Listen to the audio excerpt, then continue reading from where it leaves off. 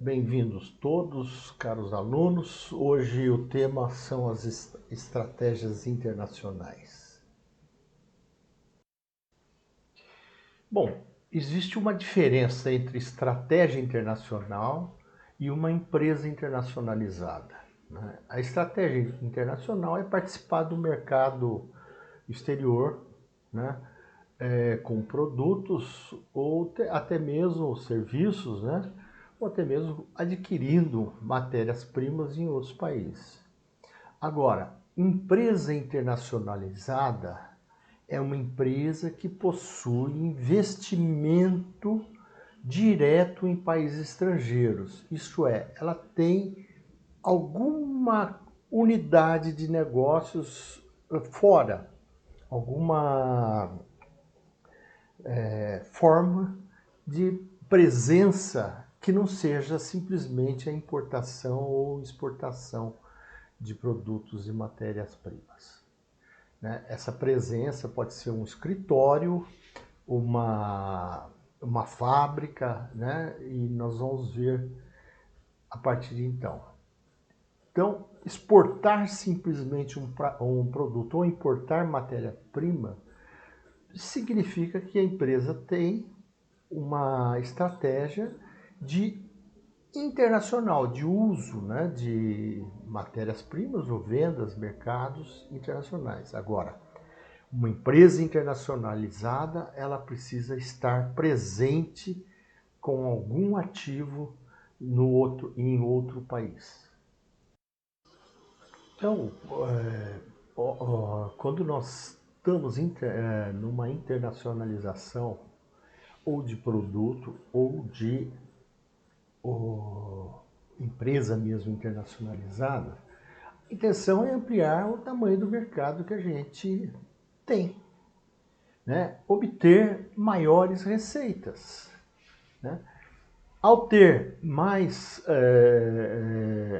aumentar a sua escala de produção e de vendas de produtos, você vai estar compartilhando custos, né? Criando economias de escala. E quando vai para um outro país, ou mesmo uma outra região, que não é a região que a sua empresa atua, você está criando e aprendendo, né, sobre esses novos mercados. Uma localização, né, que eu digo um país, uma cidade, né, e essa é a teoria do diamante da vantagem competitiva de Michael Porter. Ele fala que as empresas procuram locais onde mão de obra e recursos naturais, né, os insumos que você pode utilizar, são mais possíveis do que em outros lugares, né? Mas um fator ultra importante é que tenha demanda para os produtos. Se você qual empresa gostaria de vir para o Brasil quando nós estamos em queda de demanda? Pode ter mão de obra barata, pode ter matérias-primas, mas eu não vou ter mercado para vender nossos produtos. É triste, mas a Sony está saindo do Brasil. Uma notícia que eu li hoje, né? Então, as condições de demanda de um país são importantes para a vinda de multinacionais ou das nossas multinacionais brasileiras irem para outros países onde tem demanda, né? Bom, existir setores que apoiem e trabalham, né, que possam complementar e facilitar a produção no local é importante, né? E as questões de estratégia e de estrutura que existe numa dada região ou num país para o qual está se procurando e é um benefício que pode obter onde isso existe. São três as estratégias internacionais mais conhecidas, né? Estratégia multilocal, estratégia global, estratégia transnacional. Não podemos esquecer que as estratégias internacionais são aquelas onde nós estamos partindo para outras unidades de negócio, E cada unidade de negócio em outro país será uma subsidiária, né? E aí é como nós vamos aplicar essas estratégias. Então, nós aprendemos na aula passada as estratégias corporativas, né? O adquirir é diferente do criar, né? Uma fusão, uma aliança, né? Além disso, você tem que saber como vai ocorrer essa estratégia internacional com a criação ou a compra de uma empresa no exterior, ou a fusão ou uma aliança que for feita, né, para a gente se comportar no mercado internacional, é que nós vamos falar dessas estratégias multilocal, global e transnacional. A estratégia multilocal, quando as empresas tomam decisões de descentralização ao nível do país onde está participando, de forma a permitir que a subsidiária criada ou adquirida, né, ela crie produtos específicos para cada mercado local. Não é uma estratégia onde você vai ter ganhos de escala, porque não há um aproveitamento da vantagem de economia de escala. Por quê? Ora, se eu atuo num país, se eu tenho no meu país um produto, só que este produto, quando eu levo ele para fora, eu tenho que ajustá-lo ou até mesmo trabalhá-lo de forma que ele se adapte ao mercado local, você tem, na prática, dois produtos e não há um ganho de escala nisso. Você só tem um aumento de participação em mais de um mercado, né, mas trabalhando quase que independente. É interessante que a empresa Coca-Cola, a unidade de negócios Coca-Cola, no Japão, ela tem uma estratégia multilocal, porque o hábito do japonês para a Coca-Cola é muito pequeno e há uma cultura de chás e a Coca liberou a sua subsidiária no Japão para fazer produtos adequados à realidade local, né? E de forma que ela não atua globalmente, né? Então, somente nesse caso do Japão há uma estratégia multilocal. Outro exemplo é o McDonald's, que é uma empresa extremamente globalizada, mas que para entrar na Índia precisou rever os seus hambúrgueres, porque por cultura a Índia não come carne de boi, carne bovina, né? Tanto que a vaca é endeusada e ela tem preferência de passagem no trânsito da Índia, ninguém mexe, né? A única coisa que o povo indiano, o produto, né, que o povo indiano subtrai da vaca é o leite, mas carne jamais.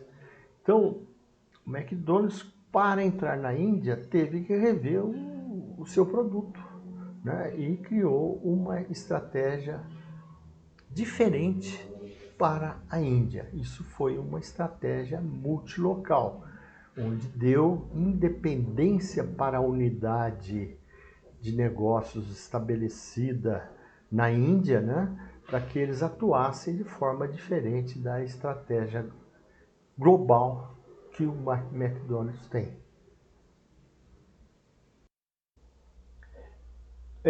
Diferente da estratégia multilocal, é a estratégia global, onde a empresa preserva a sua cultura, os seus produtos, né? Eles são padronizados para o mundo inteiro, né? A Coca-Cola bebida que a gente bebe no Brasil é igual a Coca-Cola americana na Europa, em quase todos os países do mundo, né?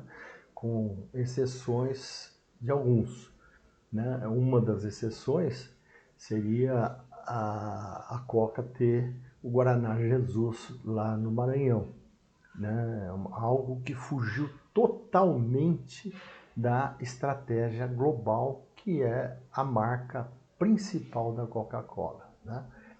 Porque a estratégia global ela dá ganhos de escala, né? Até mesmo em publicidades da Coca, às vezes a publicidade é a mesma no mundo inteiro, né? Porque você precisa ter ganhos de escala, né? São dependentes as estratégias das unidades de negócio do Brasil, da matriz nos Estados Unidos ou de qualquer outra subsidiária em qualquer outro país, né? Pode impedir a empresa de aproveitar oportunidades específicas em cada localidade, né? Mas há esse ganho de escala.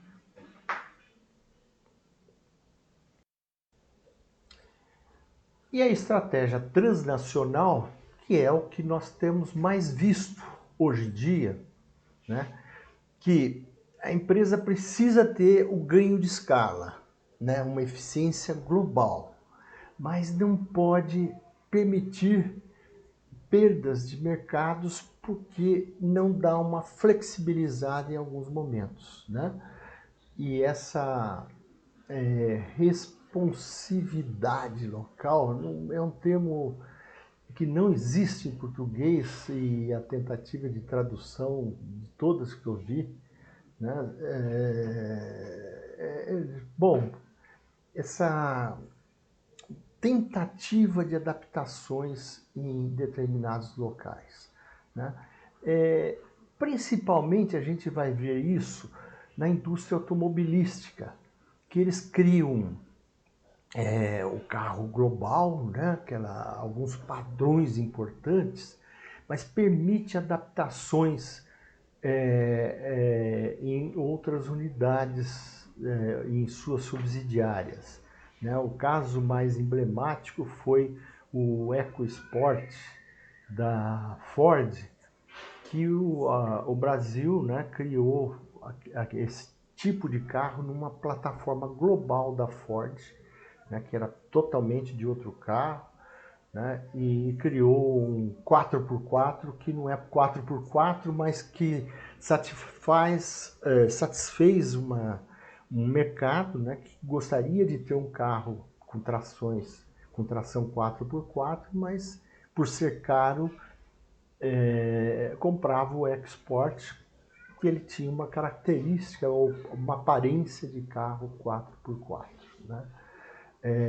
Então, as multinacionais, para ter o ganho global, uma, tem uma plataforma, um carro mais ou menos padrão, que ele vai ser adaptado conforme o local que vai. Nos carros japoneses a gente não vê isso. Você vê que a estratégia japonesa, os carros são padrões globais mundiais. Eles têm esse ganho de escala e que se ajuste no mundo, né? Outras marcas, né? Um carro específico, a Ferrari é global, né? Mas algumas empresas permitem essa flexibilização nas suas unidades ou subsidiárias, né? Em outros países. Bom, para participar de outros mercados, né, A forma mais antiga e conhecida é a exportação pura e simples do produto que é feito num determinado país e a empresa exporta para outros países. Obviamente o custo é mais alto, né? E quando você exporta o produto, você não tem controle nenhum. Tem um caso assim famoso da Antártica, que ela tinha um dos símbolos dela era, nossa, a Antártica é uma empresa que não existe mais hoje, ela faz parte a marca faz parte da Ambev, né? Depois internacionalmente da Inbev. Então é uma história bem antiga de exportação, né? O símbolo que tinha no Guaraná Antártica era uma estrela de Davi. Estrela de Davi remete à religião judaica, né? Além da católica, né? É o Velho Testamento, né? Mas é um símbolo muito forte da religião judaica.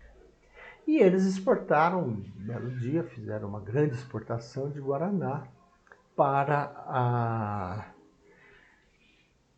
um país árabe. E do jeito que chegou o Guaraná no porto, ficou. Né? O navio descarregou, mas ninguém pôs mais a mão no produto, porque tinha a estrela de Davi. Né? Então, ao exportar, perde-se o total controle do seu produto. Né? E esse caso emblemático, né, fez muitas empresas, quando exportarem, a rever toda a sua política de exportação, porque não dá para você exportar símbolos que estão num produto tradicional do seu país, no seu país, né, quando vai para outro, esse símbolo tem um significado totalmente diferente e pode ter uma resposta dessa. Né? Então a exportação ela tem esse custo mais alto, você exporta e também perde total controle do seu produto. Você não, o que fizerem com ele a partir de então, como entrar no mercado, como vender, né? Quem importou que vai cuidar disso. Outra maneira de entrar é licenciar o seu produto para alguém fabricar em outro país. Obviamente, o custo disso é muito mais baixo, o risco é pequeno, né? Mas a empresa que licencia não vai ter nenhum controle, ou muito pouco controle, né? E o retorno é o retorno de um licenciamento, um royalty, que vai receber por essa licença concedida para outro país produzir o seu produto. Outra maneira de entrar é por uma aliança estratégica. Vamos compartilhar custos, recursos e riscos, né? Podemos ter até problemas de integração, mas vamos participar juntos, vamos estar mais próximos, né? As franquias são um exemplo muito forte desse tipo, né, de aliança que pode surgir. Agora, uma maneira de chegar rápido no mercado, em outro mercado, é adquirir, né? Adquirir uma unidade de negócios, adquirir uma empresa que já esteja atuando no outro país. Né? Rápido, chega rápido no novo mercado, né? Obviamente o custo é alto, o custo da aquisição, né? Há uma complexidade, inclusive, de adaptar a sua empresa, a lógica da sua empresa com a lógica do local que está sendo adquirido. Né?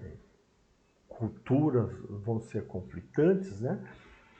Bom, a aquisição é uma estratégia corporativa de integração, né? Você está integrando, né? Comprando alguém. Ao comprar, né, foi o que o Santander, a opção do Santander para entrar no Brasil. O Itaú, por exemplo, comprou um banco, se eu não me engano, chamava-se Banco São Paulo, na Argentina. E, obviamente, você comprou culturas, comprou um modo de negociação, mas entrou no mercado rapidamente. E conflitos de integração vão ser diretos, né?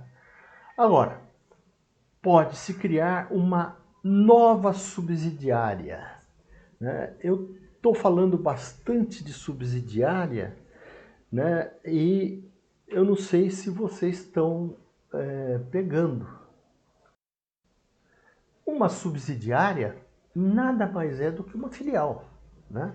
Então você pode fazer um crescimento interno, né? Criar uma nova subsidiária em outro país. É muito mais complexo, muito mais demorado, né? Para controlar o que está em outro país, você vai precisar criar um esquema para esse controle, né? Vai ter retornos, mas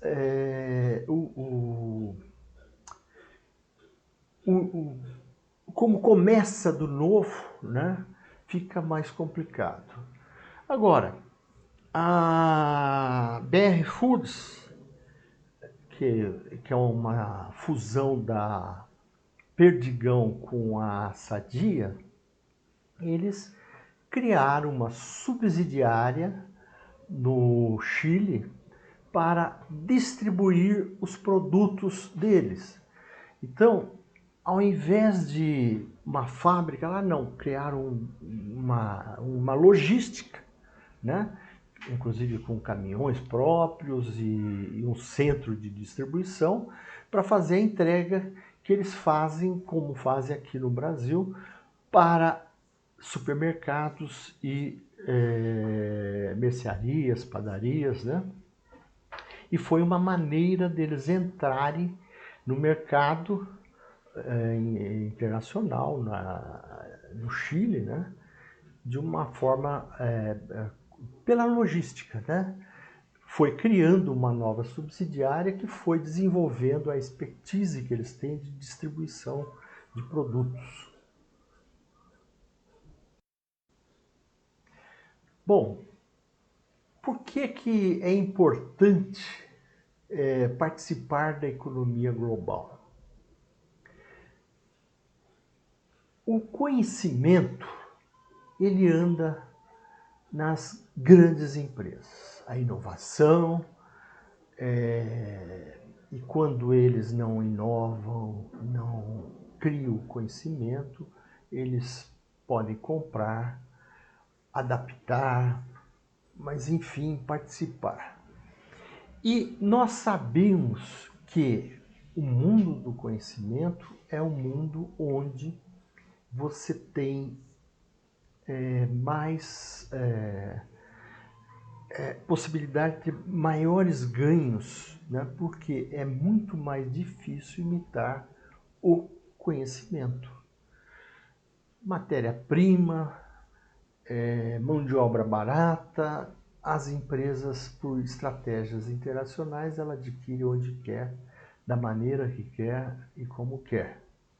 Mas inovar, criar conhecimentos e participar e conhecer mercados internacionais, isso é algo muito mais difícil de ser feito, né? E o Brasil participa dessa economia internacional de duas maneiras, né? Então, a ideia é a gente sempre pensar no conhecimento, na inovação, porque é aí que não só as empresas têm ganhos, o país tem ganhos, né? Mas as pessoas podem ter ascensões a trabalhos melhores, né? Então, nós temos as nossas multinacionais, isso é, empresas brasileiras, com sedes no Brasil, com capital brasileiro, que partiram para outros países.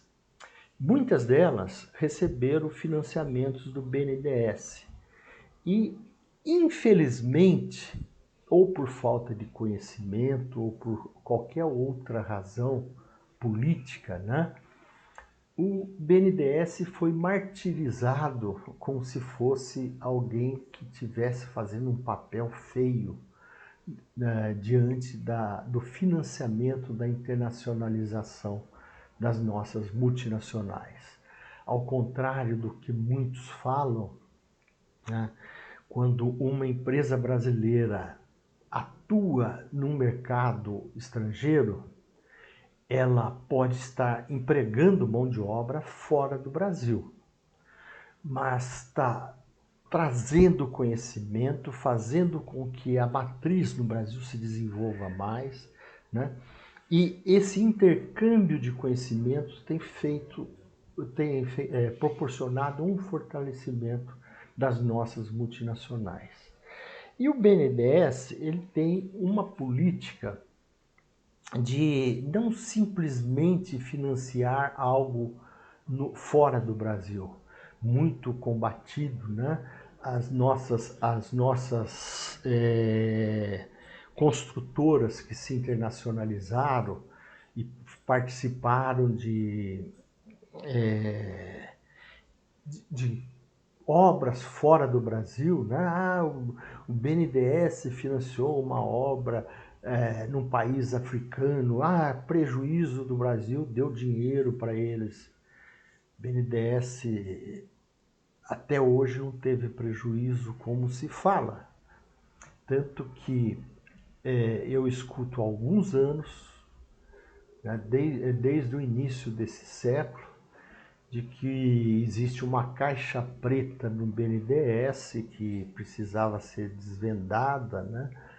E políticos falando isso, e pior, eu cheguei a ver colegas administradores, né, também falando isso, economistas, pessoas até que teriam condições de discernir e de olhar, né, a importância desse banco para levar as nossas empresas mundo afora, né?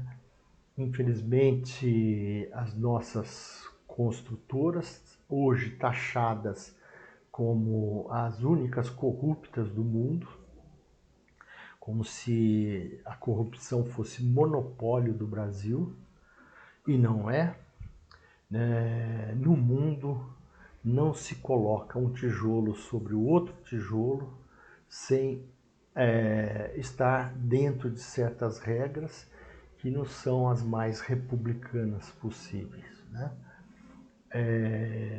Hoje, as empresas, essas construtoras brasileiras que tiveram um progresso muito grande, e esse progresso não vem de hoje, vem desde o tempo da ditadura, né, dos governos militares, ditatoriais, que participaram de obras fora do Brasil. Ao participar de uma obra fora do Brasil, é a semelhança do que foi feito no Viaduto do Chá. É um cartão até postal da cidade de São Paulo. O Viaduto do Chá foi feito com aço inglês, financiado com aço inglês, né? Então, bancos ingleses financiaram a construção do Viaduto do Chá, desde que viesse e fosse utilizado o aço inglês. A mesma coisa com várias construções que o Brasil fez fora. No metrô do Chile, eu particularmente vi a marca brasileira, Mafesa, né, nos vagões de trem.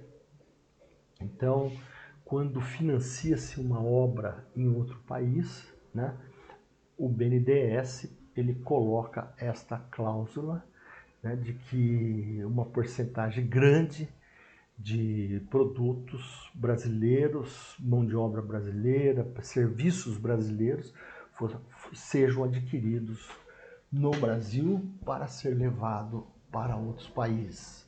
Então, aquela história de que não cria empregos é uma coisa muito ruim, né? Pelo contrário, cria, exporta, né? E infelizmente as nossas construtoras, depois desse grande briga, né? Pela moralização, né? Elas estão numa situação muito difícil. E volto a dizer, não conheço no mundo obra feita sem certos diálogos que não são muitos considerados republicanos, né? Então, tem obras aqui no Brasil, no metrô brasileiro, né, que feitos por empresas estrangeiras, né, que o pessoal tem dado uma certa publicidade da maneira como que é. Então, um jeito de levar conhecimento, mas trazer conhecimento daquela localidade é por intermédio das multinacionais brasileiras que estão indo. E o outro pilar da participação do Brasil nessa economia do conhecimento global é por intermédio das subsidiárias aqui no Brasil, atuando aqui no Brasil, né, e a sua importância no esquema global da sua corporação, né? Então vamos falar um pouco mais sobre isso. Bom, só é uma multinacional com matriz no Brasil aquela que cria subsidiárias ou filiais em outros países, né? Então, como que você vai medir o grau dessa internacionalização? Olha, existe uma proporção de mercados, ativos e recursos humanos que tem-se no Brasil em relação ao que tem-se em outros países. Essa relação e esse grau, né, nós temos aqui no Brasil a Fundação Dom Cabral, que é ligada à PUC de Minas, é um centro de estudos de negócios muito importante, né? Vocês têm estudos internacionais na PUC do Rio de Janeiro, na Federal do Rio de Janeiro, em São Paulo, na USP, na GV, na SPM, outras escolas, né, importantes, né? E a Dom Cabral tem se destacado nessa questão das multinacionais brasileiras. Ela vem medindo e criou um ranking desde o início do século sobre as nossas empresas, né, locais brasileiras que estão se dirigindo ao mercado exterior. E para medir, eles fazem uma comparação entre o mercado, né, a receita obtida no Brasil com a receita obtida fora, né, os investimentos de uma maneira geral, os ativos que a gente tem no Brasil com os ativos que essas multinacionais brasileiras têm fora, né, e os recursos humanos. O ranking da Fundação Dom Cabral, FDC, né, o ranking FDC das multinacionais brasileiras, os dois últimos dados que eu tenho, de 2016 e 2017, já solicitei para eles, né, eu gostaria de ter uma participação maior, quero ver se eu uno um pouco o que a gente pesquisa aqui no IFE de São Roque, né, muito pouco que eu posso fazer, né? Nós não temos uma massa crítica, né? Um grupo de pessoas que pensam, então eu estou tentando me inserir em grupos fora do Instituto Federal de São Roque para participar mais dos estudos das multinacionais brasileiras, assim como das subsidiárias no Brasil, né? E eu estou tentando com a Fundação Dom Cabral já há algum tempo.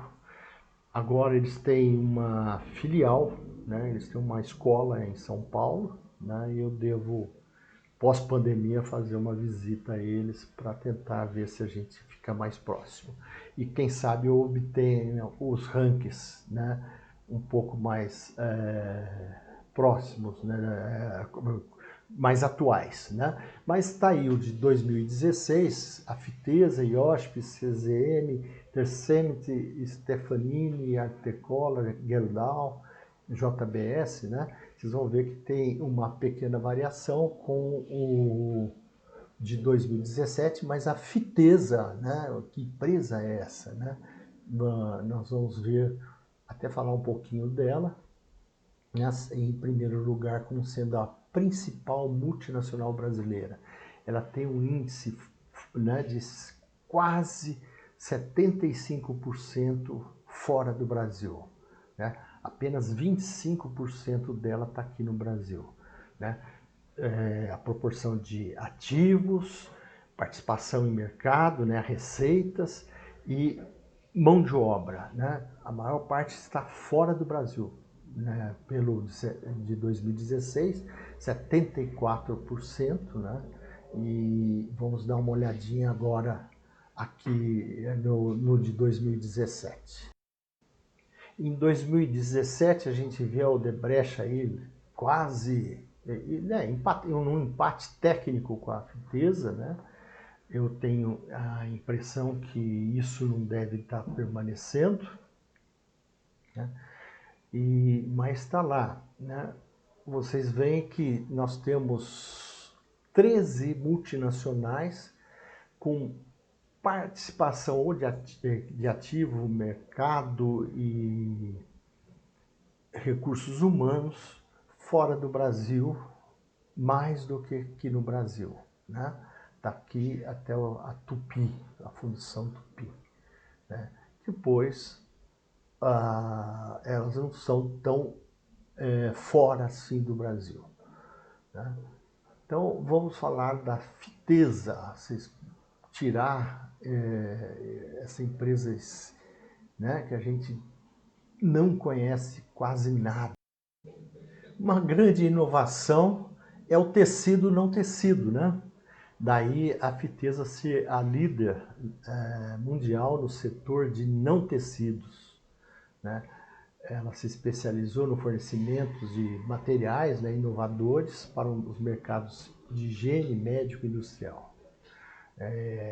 Como eles se declaram, né, fabricam não tecidos spoon melt, cardado, highlight e especialidades para aplicação em produtos de cuidados com o bebê, higiene feminina, incontinência adulta, né, assim como nas áreas médicas, agrícolas e industrial. Eu imagino que o produto para a incontinência adulta se chama fraldão geriátrico, mas não vou afirmar com tanta certeza, né? Bom, eles têm escritório de administração executiva em Gravataí. Vocês veem que eles colocam Brasil com Z, né? E Simpsoville nos Estados Unidos. Eles operam 10 fábricas em 8 países, com plantas localizadas próximos aos nossos clientes e as mais novas tecnologias à nossa disposição. Nossas soluções de qualidade são sempre acessíveis e ao seu alcance, né? É que eu imagino também o seguinte, que esse produto não tecido, né, ele é muito caro de ser transportado, e por ser possivelmente leve, ele ocupa muito espaço, né? Então é melhor você produzir em outros locais, né? Mas o conhecimento você está levando e conhecendo outros países, outras culturas, né? E aproveitando tecnologias que se desenvolvem em outros países, trazendo para o Brasil, fazendo com que o conhecimento flua entre as subsidiárias e a matriz, né? E sempre sendo incorporada aqui no Brasil. Então, nós participamos ativamente com a Fitesa da economia do conhecimento, num mercado específico, né? Esse de não tecidos. Eu acho muito bacana falar disso, né? Algo que não foi usado máquinas de tecer, né? Por mais modernos que sejam as máquinas de tecer, né? Algo mais, imagine materiais prensados, enfim, formas de fazer tecidos não tecendo-os. Nós falamos que da internacionalização, né? Existe uma forma de entrar, né? Vai se acumulando aprendizagem, né? Então a empresa exporta, né? Vai ter distribuidores, agente estrangeiro, até montar o seu próprio escritório, né? Aí filiais comerciais, pode criar licenciamentos, joint ventures, montagem no local, né? Uma subsidiária própria, né? Uma planta própria em outro país, né? Ou adquirindo ou crescendo, né? Dizem que tem um tempo de envolvimento, né? E nessa escala que eu falei é a profundidade do envolvimento. Bom, calcula-se que países como o Brasil, né, que entraram por último na escala internacional, né, e pelas experiências e foram medindo tal, chegaram que entre exportar produtos e ter um escritório próprio, né, veja, isso não é esse percurso todo não significa que a sua empresa está internacionalizada. Somente o seu produto é vendido no mercado exterior, né? Isso demora uns 20 anos, mais ou menos, né? E a partir de então, né, as empresas começam a ter um escritório e aí tem uma cara mais internacional. Passa a ter um ativo fora do país, né? Pode licenciar, fazer uma joint venture ou começar a produzir no local até criar uma própria fábrica local, né? Isso ao longo dos anos. Esse entrar depois que começou a exportar demora 20 anos e assim, o primeiro caminho percorrido pela maioria das nossas empresas que se internacionalizaram foi internacionalizar o produto, exportar, né?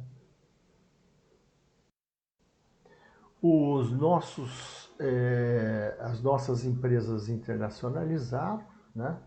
E o primeiro mercado 100% foi da América Latina, né? É muito mais fácil vender ou participar de mercados próximos, né? Uruguai, Paraguai, Argentina, né? Do que você vender até mesmo em territórios mais distantes do Brasil, como o estado, por exemplo, do Amapá, né? Talvez isso explique um pouco esse primeiro mercado. A maior parte das empresas foi pela proximidade física que nós temos com a América Latina. Embora o Brasil nasceu de costas para a América Latina, né, o primeiro mercado nosso é a América Latina, né? Aí, a segunda empresa para a qual o Brasil exportou, né, 58% foi para outro país da América Latina, né? 19% para os Estados Unidos ou Canadá, América do Norte, né? E 19% para a Europa e 4% países da Ásia, né? E o terceiro mercado, olha, quase 50% outro país da América Latina, os Estados Unidos e começa a África. Eu acho muito ruim, né, essa participação do Brasil no mercado africano, que deve ser um mercado em ascensão, pelo menos potencial de ascensão tem, né? E culturalmente o Brasil, no meu ponto de vista, é muito mais próximo da África do que pela nossa história, né, do que com a América Latina. A gente tem uma semelhança com países da América Latina, mais do Caribe, pela miscigenação, miscigenação da população, né? A semelhança por exemplo, da Argentina é mais próximo com os estados do Sul, mas o Brasil, de uma maneira geral, tem uma participação de negros muito forte, né? Negros e origem europeia, asiática, muito forte. E essa semelhança, essa miscigenação entre negros e brancos, eu vi mais nos países do Caribe, né? Na Venezuela, na Colômbia, mas e no Haiti, enfim, nós temos uma semelhança mais com esses que não são os principais mercados das nossas multinacionais, né? E a África, para nós, né, além da cultura, né, vinda, né, o cuscuz costuma ter o nome de cuscuz marroquino, cuscuz paulista, né? Mas veio de lá, feijoada e vários hábitos, música nossa, né? O Martinho da Vila faz um sucesso muito grande na África, outros cantores brasileiros, né? A literatura nossa com Angola, Moçambique é muito forte. E as nossas novelas, né, da TV Globo, embora eu não seja assim um programa que eu indico, né, mas essa produção nossa vai também para a América Latina, para Portugal e para países da África, principalmente Angola e Moçambique, que falam a língua portuguesa. E é muito comum encontrar pessoas que têm atividade conhecida como sacoleiro, né? Aqueles que vêm comprar no Brás, no Bom Retiro e na Zé Paulino e no Itaim, né? São bairros em São Paulo de produtos ligados à moda, né? E vem sacoleiras ou sacoleiros, né, de Moçambique, principalmente de Angola, para esses locais, comprar a moda da novela que está sendo passada lá, né? Percebe que essa penetração cultural nossa, né, por intermédio do Projac, lá da Rede Globo, né, nos permitiria avançar mais sobre esses mercados na África, né, ter uma participação mais interessante. Fora os produtos destinados às classes de baixa renda, que aí o Brasil tem tido uma evolução muito grande nessa área, né, e são produtos mais fáceis de serem levados para países africanos, né? Então, eu entendo que essa proximidade cultural nossa e relativamente geográfica, né, foi muito forte no passado, né, poderia ser melhor explorada em termos de negócios pelas empresas brasileiras. Quando eu era jovem, né, faz algum tempo, nos anos 70, 80, casei logo no início dos anos 80, tinha recém-formado na faculdade, era um hábito que acabava ocorrendo com a gente, né? Nós tínhamos uma visão diferente de mundo e tudo mais, e a gente tinha um nacionalismo assim muito forte, né? Eu me lembro de certa vez ter ouvido o ex-presidente Lula, então sindicalista, e ele falou que ele preferia negociar com as multinacionais, com as empresas nacionais, fazendo uma referência até com um certo pandurismo por parte das empresas nacionais e como sendo elas muito mais resistentes a dar aumentos salariais, na época que ele discutia. E havia esse preconceito mais inserido na sociedade, de que as multinacionais vinham aqui para arrancar dinheiro e levar dinheiro fora.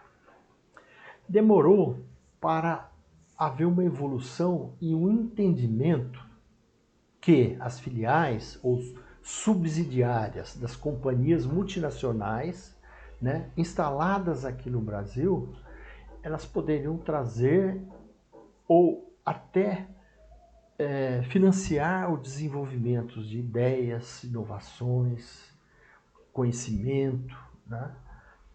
Então, hoje há uma visão totalmente diferente, né? Principalmente para os estudiosos de internacionalização de empresas, de que as companhias multinacionais instaladas aqui no Brasil, elas podem ser um vetor para o desenvolvimento do país e não apenas um sanguessuga, como a gente falava naquela época, né?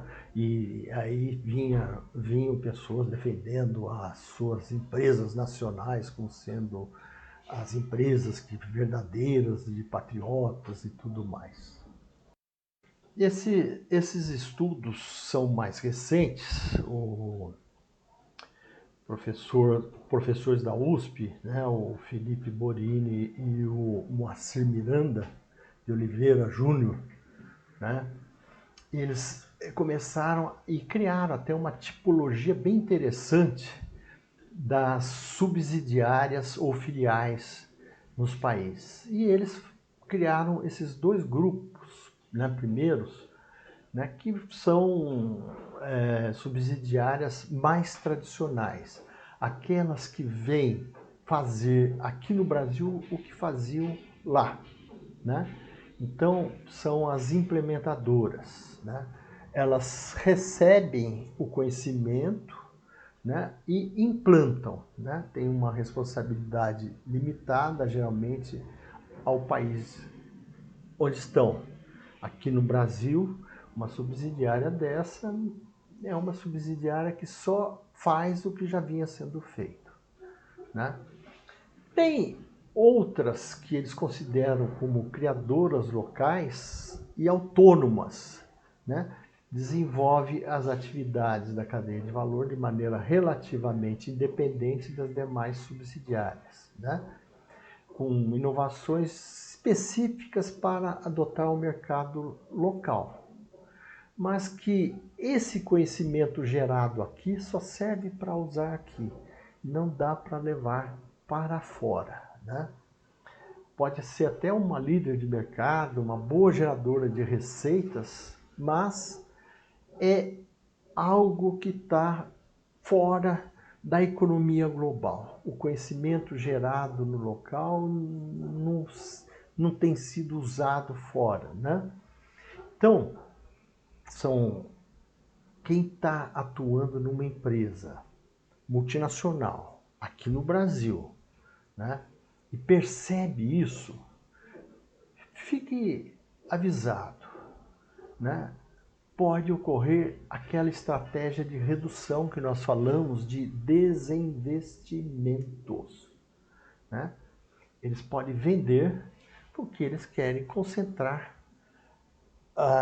ao seu negócio global, né? Então, a possibilidade da Coca-Cola um dia vender o Guaraná Jesus que eles adquiriram no Maranhão é uma possibilidade que não foge muito das ideias e das discussões da corporação no seu todo.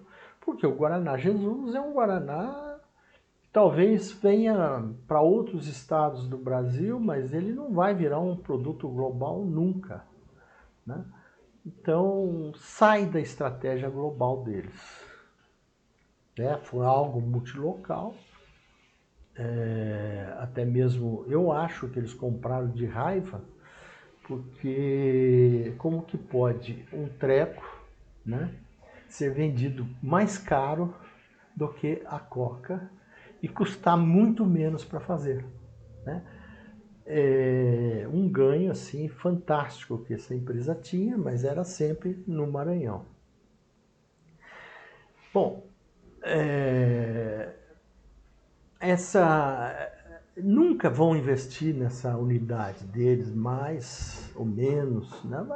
Vai continuar. Você está aqui para gerar caixa e só, né? Então, conhecimento não vai girar lá. Se você está numa subsidiária dessa, né, não é um bom local para você permanecer ou apostar o seu crescimento, porque dificilmente você vai ser levado para uma subsidiária que tenha uma importância maior em termos de participação do mercado global. Bom, aí vem outros dois tipos. Elas têm uma relevância limitada, né? Elas participam de plataformas globais, implementam inovações provenientes da matriz, atuando integradas ao negócio global, né? Há um controle da matriz por linha de produtos distribuído entre diferentes subsidiárias, né? Mas cada subsidiária faz uma ou mais operações da cadeia de valor, né? Altamente integrada com as demais subsidiárias e matriz. Especialidade em determinados produtos ou processos, né? O carro global tem isso, né? O motor às vezes é feito num país, caixa de câmbio no outro, lataria no outro, depois junta-se em todos os outros países a montagem dessas partes produzidas em outros países. Há uma integração entre as multinacionais automobilísticas com atuação no Brasil, México e Argentina, onde há uma troca de partes muito grandes, né, e a produção delas, né? É uma subsidiária que tem uma relevância até importante, né, mas é limitada. Ela participa do negócio global, né, mas com uma parte, não num todo. E há aquelas que eles chamaram de criadores específicas, né, que fazem inovações para o mercado local que potencialmente pode ser utilizadas por outras subsidiárias, né? É o caso do EcoSport, que foi feita para o Brasil num carro global e que foi levado, né? Você tinha aquela plataforma global, né? E no Brasil, sobre aquela plataforma, eles criaram o EcoSport. E o EcoSport teve um sucesso relativo aqui no Brasil e foi levado para outros países, né? Então, essa criação específica, né, da subsidiária no Brasil, né, levou e trouxe uma importância, dizem que foi responsável por até tirar a Ford de momentos difíceis que estava passando na matriz lá nos Estados Unidos. E subsidiárias com relevância estratégica, né? Possuem alto grau de competências estratégicas e atuam em mercados importantes estrategicamente. Pode ter responsabilidade global ou regional para a dada linha de produto ou área de negócios, né? E vocês vão encontrar em algumas multinacionais que a unidade de negócios dela no Brasil é importante regionalmente na América Latina, né? E aí essa unidade pode até coordenar a atividade de manufatura a nível global, né? Ela não é autossuficiente em conhecimento, mas está sempre participando de uma troca de conhecimentos, aprende melhores práticas com outras unidades, né? E tem uma relevância estratégica na corporação. Gente, o EcoSport, né, a Ford, ela, nesse sentido do EcoSport, passou a ter uma relevância estratégica enquanto durou o sucesso do EcoSport, né? Ele passou, né, a coordenação da produção, manufatura, né, industrialização. Eu preciso começar a cortar esses termos que fazem parte de uma tradução literal da língua anglo-saxônica, né?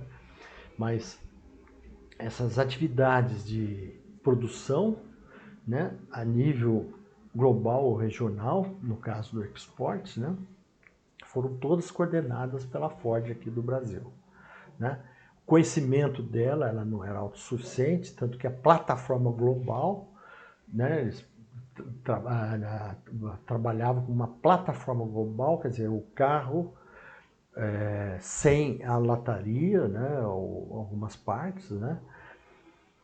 E o conhecimento foi criado aqui, com partes vindas de fora, né? E ela teve uma relevância estratégica na corporação. Pô, trabalhar numa empresa que tem isso começa a ser legal, né? Bem legal, porque você participa dos negócios globais e às vezes até influencia, né? Então isso é importante, e aí você está numa multinacional que vale a pena estar. Quando vieram as Olimpíadas para o Brasil e o Campeonato Mundial de Futebol, né? E o nosso pré-sal estava no auge, várias empresas se dirigiram e foi criado até um centro de pesquisas na Ilha do Fundão, no Rio de Janeiro, atrás da Universidade Federal, né, onde essas multinacionais criaram laboratórios de pesquisa para absorver conhecimentos, né, de águas profundas que foram desenvolvidas pela Petrobras, mas que necessitava de máquinas e equipamentos que essas multinacionais estavam propensas a produzir, né?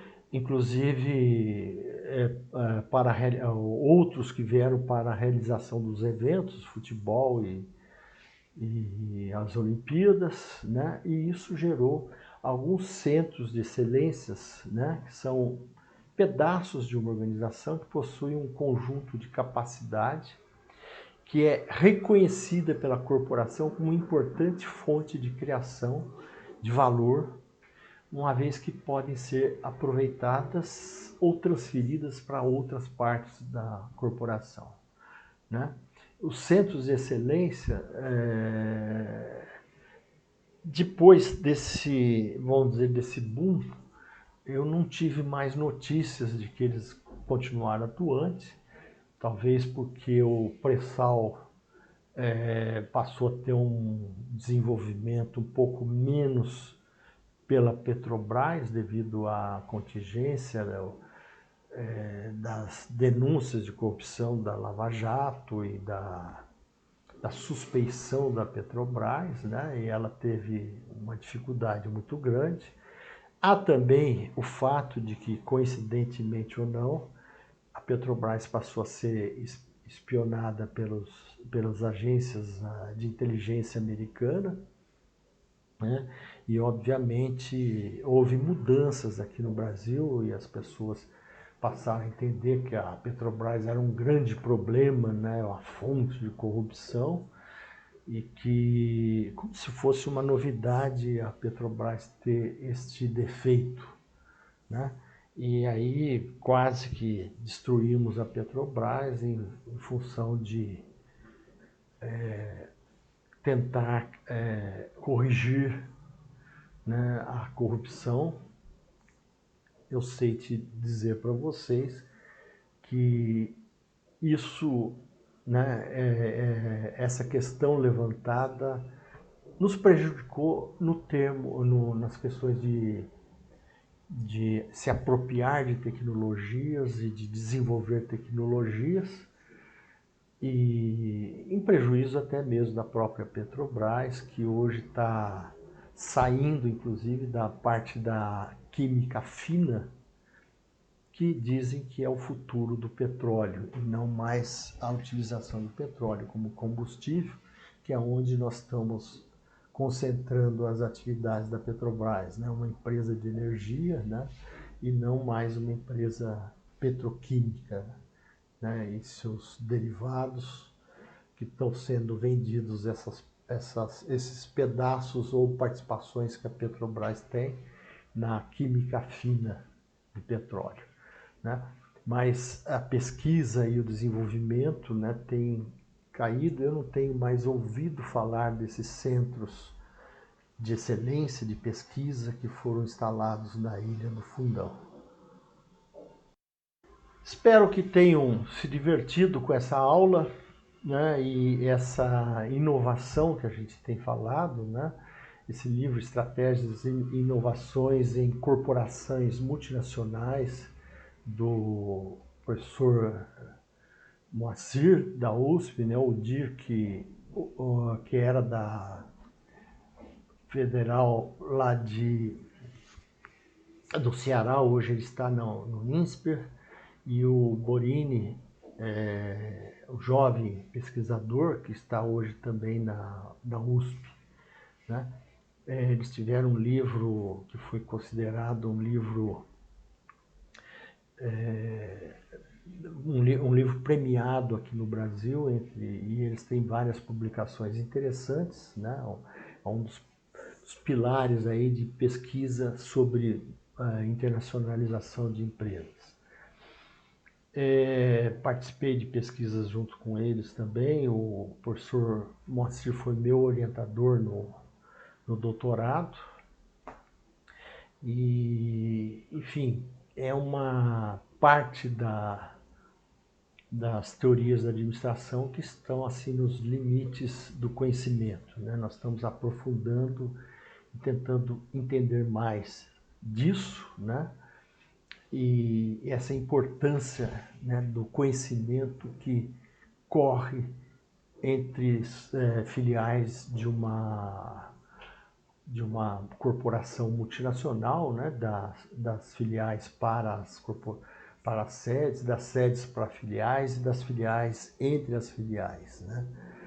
Então, é um assunto muito interessante, eu gosto, né? E se vocês quiserem, né, vai ter uma disciplina, tem uma disciplina nossa de internacionalização de empresas, onde a gente aprofundará mais esse tema. E entre as disciplinas optativas que vocês têm, eletivas, né? Muito obrigado pela atenção de hoje e até amanhã.